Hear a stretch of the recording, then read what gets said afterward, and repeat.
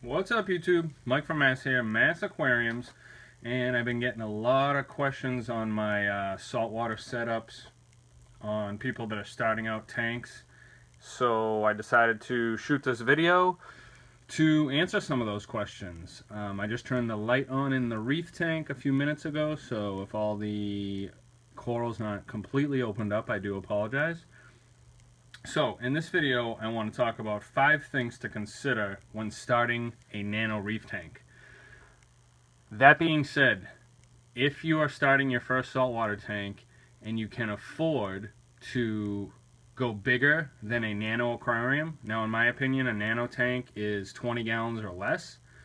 If you have the space, the money, and all that, the bigger the better if you're going to start off on your first saltwater tank, because when tiny things go wrong in a bigger tank, you can get away with it. When they go wrong in a small tank, it can be complete disaster if you don't catch it in time. Just want to get that out of the way. So, number one, what size tank are you going to start with? If you're starting a nano tank, like I said, 20 gallons or less. This is a 10-gallon tank. I think 20 gallons is good, a 15-gallon tank. And I started off with a 10-gallon tank. Now, it's really good for experienced reefers to have a nano tank as a project. But if you must start your first saltwater tank and it's going to be a nano aquarium, I think a 10-gallon is a good size to go with. Like I said, bigger is better if it's your first saltwater tank, but if you absolutely have your heart set on a nano tank, I like a 10-gallon tank personally. Number two, how much money do you want to spend? Now, you can go expensive or you can go affordable. I don't say cheap, because in saltwater there's really no cheap alternative. There's an inexpensive way or an affordable way for what you're going to do with your tank. Now, mostly what I mean I mean equipment. Anybody can get a 10-gallon tank for 10 bucks. It's pretty cheap. I run a hang-on back filter with a heater and a circulation pump, all fairly inexpensive.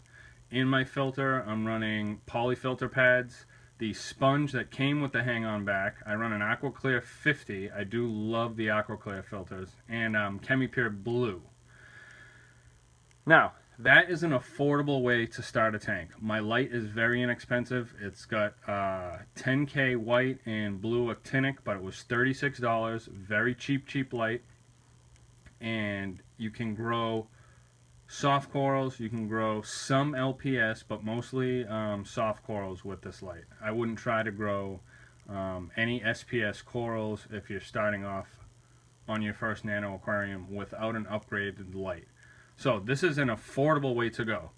Now, you have to decide how much money you're going to want to spend. Are you going to want to go with a sump on a 10-gallon, with a skimmer, the biggest, best light to go with, and wave makers, the works, is really not necessary for a nano aquarium. You want to go with exactly what you need, and you want to keep everything small because you don't want to overload this tiny tank with all this equipment. You want to actually be able to see some things. So it's your choice, affordable or expensive. With a nano tank, I would always go with affordable. Number three.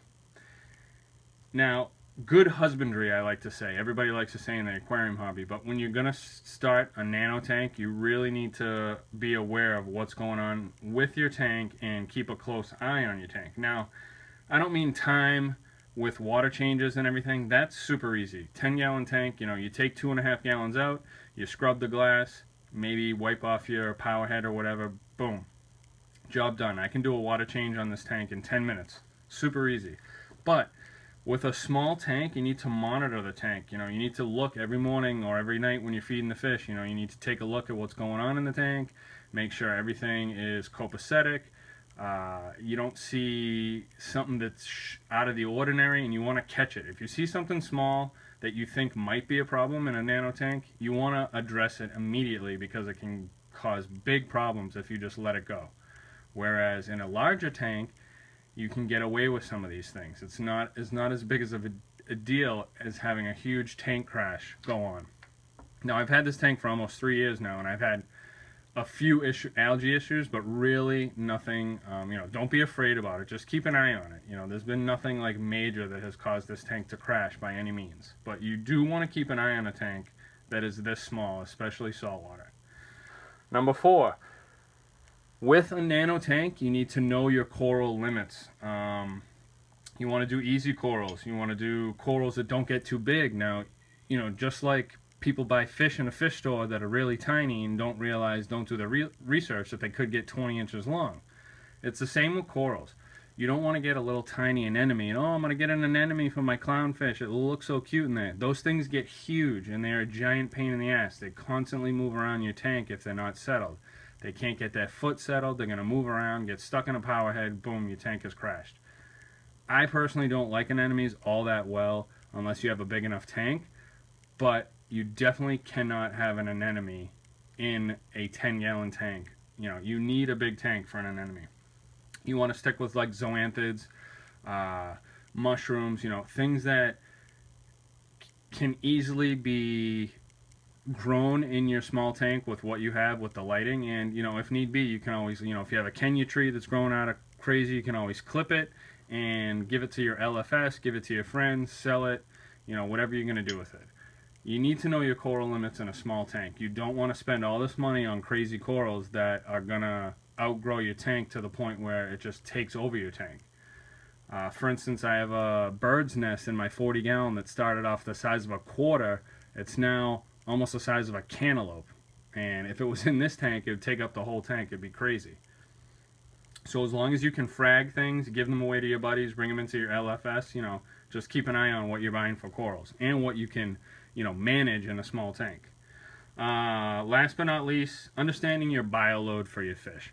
The biggest problem with any tank, never mind a nano tank, especially a nano tank, is the amount of waste being produced in your tank is just, there's not enough volume of water to take care of it. You have to have a really small bioload in a small tank. Now I have 2 clownfish in here and a shrimp, and that's even probably pushing the limits. The clownfish really could use a 40-gallon or bigger, but they've been in here for over 2 years. They are thriving, and no more fish in this tank. You cannot overload a small tank with a high bioload. You're just asking for nitrates out of control, phosphates out of control, algae out of control, and then it just becomes a nightmare to even get balance back or keep under control, and then you're just not having fun. Now, I did throw a lot of things out there with you with these 5 things. I did ramble a little bit, but I think it's important to know, as always, you know, I'm not an expert, but you do need to do your research. That's why we make these videos for people starting off, to watch a whole bunch of channels, a whole bunch of videos, take every little thing they can get in, and use that when they're starting their tank. So, those are my 5 things to consider when starting a nano tank. My Aquarium Box, go subscribe and get your box delivered right to your door. Free shipping as always. We have some new boxes coming. We just launched our Coral Frag Kit. It's over $120 value for $74.99. This kit is unbelievable. Anything you could possibly think of to frag corals is in this box. Go over to www.myaquariumbox.com. Check out that coral fragging box. You are going to love it. That's all I got for you. This is Mike from Mass. I'm out.